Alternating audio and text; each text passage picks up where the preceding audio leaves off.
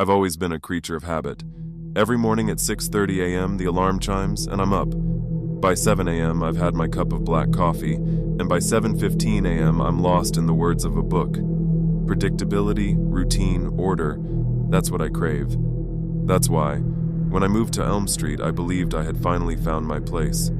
The tree-lined avenues, the distant laughter of children playing, the rhythmic cadence of life. It was everything I had ever wanted. Until the pattern changed.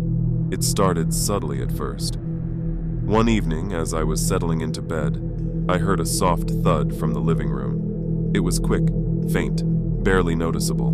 I dismissed it as the old house settling or perhaps a gust of wind. A day later, around the same time, another noise. A soft creak, then a muffled shuffle. The pattern was broken, and with it, a seed of dread began to take root. Over the next week, every night brought a new sound, each one different from the last. A sigh, a soft whisper. The sounds were unpredictable, never repeating, never allowing me to brace myself. The uncertainty was driving me to the edge. There was an invader in my sanctuary, turning my life into a torturous symphony of unpredictable noises. On a particularly stormy night, the wind howled against the window panes, and in its wake, I heard a voice, barely audible over the sound of the rain. It whispered my name. My heart raced, and I clutched the blanket tighter, desperately trying to convince myself it was just the wind. But deep down, the dread had firmly rooted itself, and I knew that there was someone or something in the house. I decided to investigate, gripping a baseball bat for security. Each step down the stairs was punctuated by the loud thumping of my heart. When I reached the living room, it was empty. But then, out of the corner of my eye, I caught a slight movement, a dark silhouette that darted behind the curtain. I approached cautiously, every nerve on edge, ready for the unpredictable. As I pulled the curtain aside, a gust of wind blew in from the open window, but there was no one there. I decided it was time to get outside help. A few days later, a medium named Clara stood in the center of my living room, her eyes closed, sensing the energy of the place. After what felt like hours, she spoke. There is a presence here, a restless spirit tied to this house, seeking a pattern it once knew. It disrupts your routine because it's searching for its own. Clara performed a cleansing ritual, filling the room with the scent of sage and chanting words I didn't understand. She then gave me a small talisman, telling me it would help bring order back to the house. For days, there was peace. The rhythm was back. Mornings were calm, evenings quiet.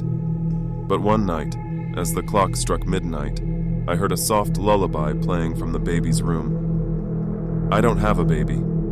Panic surged through me as I ran towards the room. The door slowly creaked open, revealing a vintage crib, a relic from a bygone era. The room, which had been my study, had transformed, and there, in the crib, lay a porcelain doll, its glassy eyes staring back at me, humming the soft lullaby. I grabbed the talisman, but as I clutched it, it crumbled to dust. The lullaby grew louder, and the house seemed to come alive with unpredictable sounds. Cries, laughter, whispers, all culminating into a chaotic crescendo. The dread was palpable, thickening the air, making it hard to breathe.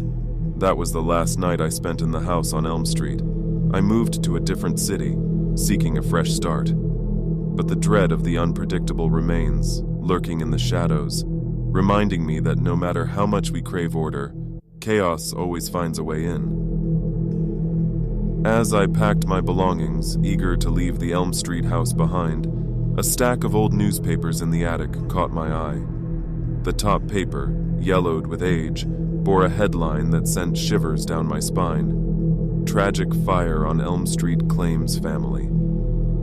The date was from over 50 years ago. Reading on, I learned about a family that once lived in my house, their lives tragically cut short by an accidental fire.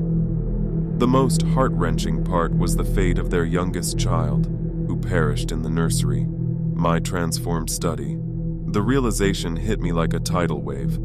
The lullaby, the crib, the porcelain doll, They were echoes of a lost, innocent soul, a child seeking the comfort and routine it once knew in life. The spirit wasn't just disrupting my routine, it was trying to reenact its own, forever trapped in a loop of its final days. With this newfound knowledge, a part of me wanted to help, to somehow free this tormented soul. But fear and self-preservation won. I left the house, leaving the spirit in its eternal search for peace. In my new home, life has regained some semblance of normality, but the shadows linger longer and the silence often feels too heavy, as if charged with unspoken words. Sometimes in the quiet of the night, I think I hear a soft lullaby drifting through the air, a haunting reminder of the Elm Street house.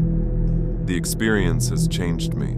I still cling to my routines, but there's a part of me that's now acutely aware of the thin veil between the ordinary and the supernatural. The unpredictable has woven itself into the fabric of my existence, a constant reminder that some things are beyond our control and some stories never truly end. As I sit here, the clock striking midnight, I can't shake the feeling that the story of the house on Elm Street isn't finished with me yet. The dread lingers, an ever-present specter in my life, a haunting echo of a past that refuses to be silenced.